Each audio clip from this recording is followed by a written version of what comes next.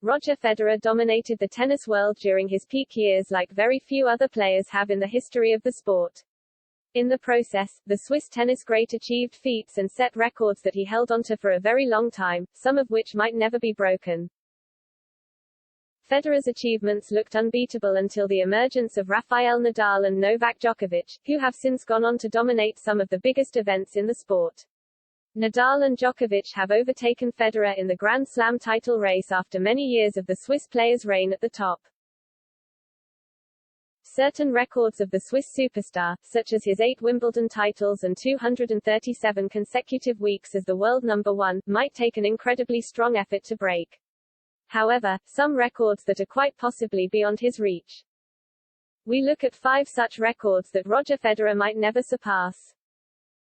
Ever since Federer first surpassed Pete Sampras' record of 286 weeks at the summit of the ATP rankings, it looked like a very tough task for any other player to match the Swiss player's feat.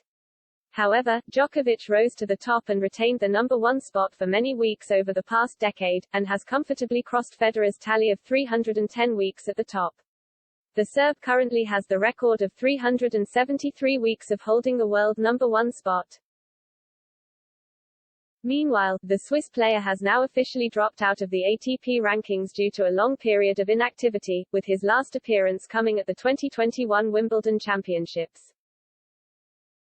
Despite his upcoming return to the tour, he has an almost unachievable task of returning to the number one spot and staying there for 64 more weeks. The 40-year-old also has the challenge of Djokovic, Nadal, and Daniil Medvedev, among others, looming large, all of whom are top contenders for the number one ranking.